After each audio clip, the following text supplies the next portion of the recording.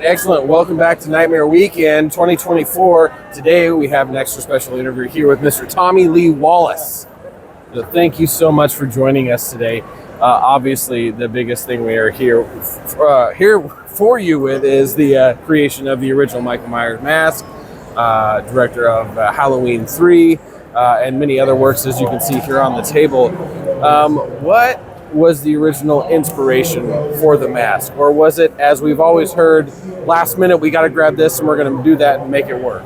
Well, you wouldn't say last minute. It was simply a short production schedule. So the minute we were at work, one couldn't waste any time. Gotcha. We had to get going. And very, very low budget.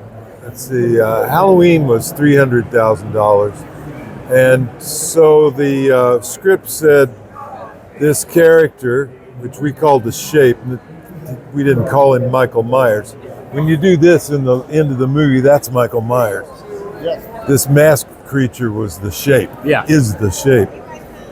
And it simply described a kind of a blank face. It was not real specific. And I said, all right, we need, there's not going to be any time here to design a mask and go through the process and mold something and sculpt something and modify it. Got to go find something off the shelf that can be modified. And what I went to a mask store on Hollywood Boulevard, and what I ran into was, okay, there's Gerald Ford and Richard Nixon and John Wayne and, you know, stars of the day, luminary figures.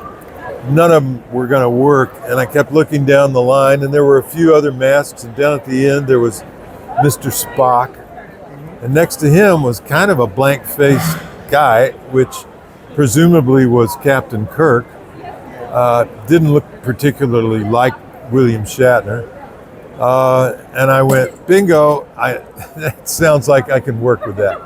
So I took that, and just for insurance, I also took an Emmett Kelly mask, and for those people who are too young to remember that name, Emmett Kelly was the sad sack clown, and so it was a full-on clown mask.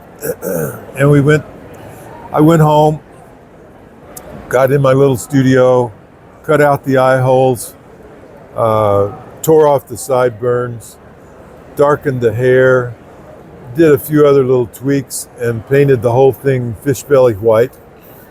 And it looked pretty good, pretty interesting. And so next day I took both masks into the studio.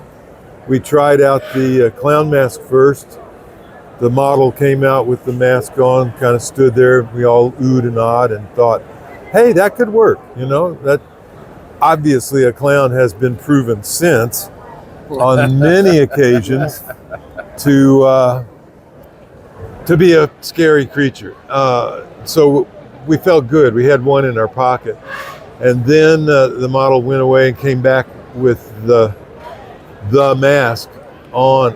And our jaws just dropped. It was, are you kidding me? That is the scariest looking thing I've ever seen in my life. Without the lighting, without the music, without the story, we knew we had something going. You could take a picture of that thing and it sent a chill up your spine. So we had a little lightning in the bottle and we ran with that and never looked back. That's excellent. I love that. That's awesome. One thing I would like for you to give a chance to our viewers and to others is to kind of break it down. There's always been a lot of confusion in the ranks. It's like, who was in the mask, who was playing the Shape, and Michael Myers along with you and Nick Castle. So it'd probably be excellent for you to give our viewers and listeners a breakdown. Oh, he's even got it written out. I've answered this question so many times. I'm just going to read you something here. Perfect. I played the Shape. That's what the script called Michael Myers mostly. Anytime the character had to break part of the set, such as the glass door or the closet, I knew best how and where to hit them so they'd break properly. We were on a low budget, so it was better to get it right on take one. Nick did virtually all of the creeping around, standing, looming, stalking. And there was a stunt guy who did the stunt fall and of course Tony Moran, who was the actor that got unmasked. That is it. There was a person, a dog handler, who wore the jumpsuit for their shot, but didn't wear the mask. That's it. Now you heard it. Mark There you it down. go. From Don't ask. from his mouth, yes. And now you don't have to ask, but it's nice. It's wonderful that you're able to give that clarification. The producer, incidentally, Deborah Hill, had the mask on at one point, and there was a rumor flying around that she was in it somewhere. But if you had seen Deborah wearing the mask, you'd have known that was ludicrous, because Deborah's about this tall, not a big bone person, and it was like, really? But it was just, So that's an urban myth. yeah, it was just for fun. Yeah. But There you go. there is some fact involved, because when we did the big one shot at the beginning, the big bravado oneer that goes through the house and up the stairs and all the rest, the hand that reaches into the drawer that picks out the knife is Deborah's, playing the part of childhood Michael Myers. That was her. That was quite a shot. There was a parade caravan of people around the camera. I had a bucket of blood with a paintbrush at the appropriate moment to get to hit, what's her name, Judith Myers, I Yes, guess? yeah. To hit her with the blood at the right moment. And there was a Dean Cundy, the DP, was on a dimmer light. Of course, Ray Stella was running the shot with the Panaglide. There were lighting and guys jumping in and out of the windows, changing the lighting, because we were going to retrace our steps. You know, you go upstairs, it's one thing. And as the art director, I was working with pennies, not dollars. And if you had panned the camera as you went through the house, what we actually had was the haunted house, the abandoned house, with just enough wallpaper and nice lights and all the rest for that shot. If you'd panned this way 3 feet, it was like, can't stay on the set, you know. So that was quite an ordeal. It was fun. We took all day to make that shot. I'll hand this over to Randy here. Yeah. When Michael is killing Judith, is that Deborah's hand stabbing? I don't think so.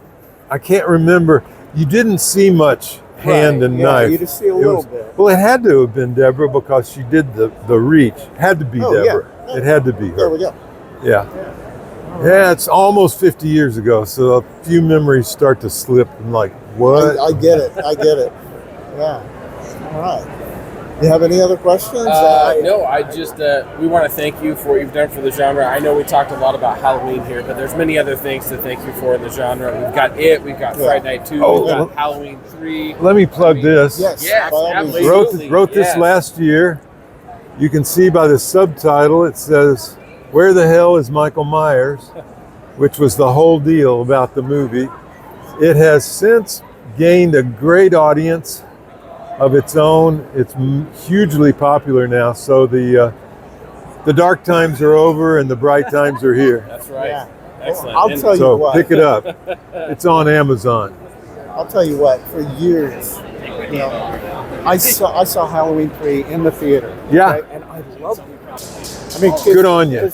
Because at that time, you know, Michael was dead in Halloween 2. He was Yeah. dead. So I knew there was something, and I'm like, I'm going to go check this out. And I loved it. I still do to this day. It's your experience reflects. There's a foreword in the book about that very experience, but we blew it in promoting the way it was rolled out. We made a terrible mistake in not really setting the table, and that was made more difficult because there was already a Roman numeral 2. If this had been the second movie, I don't think we'd have had much of a problem, because it's like, hey, anthology, new idea this year. But after 1 and 2 and then Roman numeral 3 right there on the poster, I understand why people got confused, because we weren't very smart about the way it was released. Either way, it's a great movie. Thank It you. is fantastic. It's had a revival like you wouldn't believe, and I'll tell you, redemption is sweet. It was a bitter pill when it came out and was perceived the way it was. So now I'm a happy guy. So many good fans. It's really great. I've always been a fan of Fright Night Part 2. Another plug.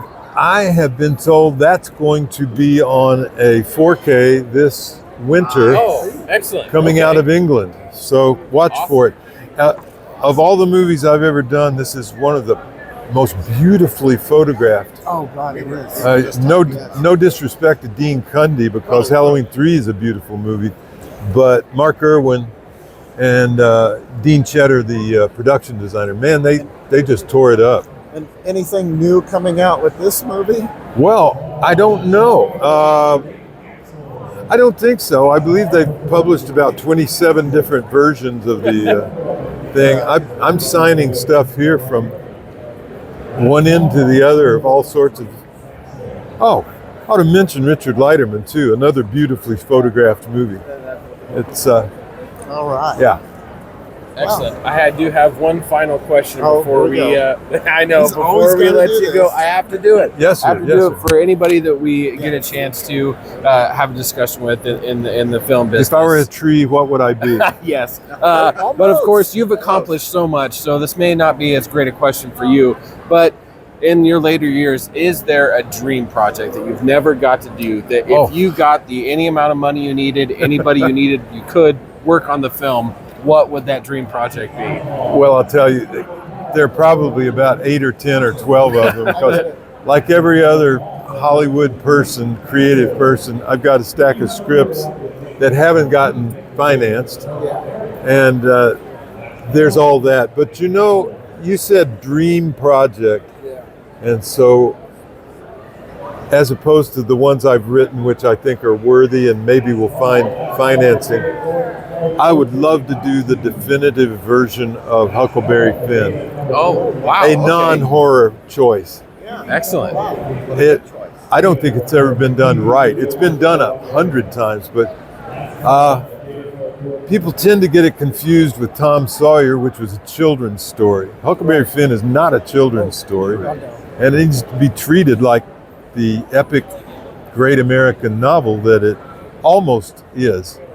I'll say almost for those who really are connoisseurs of the book. They know that there's some problems with the ending. I'd like to solve those problems and present that to the public. It really deserves a special treatment. So there's your dream project. Awesome. That's Sorry a great to answer. disappoint you horror fans. No, that's what we love to hear, because you know, you don't just have to stick to the genre. Obviously, you've proven yourself as a wonderful Thank you. filmmaker in all aspects. Thank you. We can't thank you enough for taking the time to talk to Pleasure. us. And again, pleasure. thank you for everything you've done with the genre. And God, I hope we see any future things you do in the future. I hope that those come true for you. Thank you so much. Thank you, fans. Keep watching. Yes. And if you've got a couple $1 million and you want to be a movie producer, get in touch. I'm ready. And if you Let's wanna go make a watch- movie. If you want to watch this guy overhaul and mask, watch Sean Clark's video. Yes, already been done. Already been done.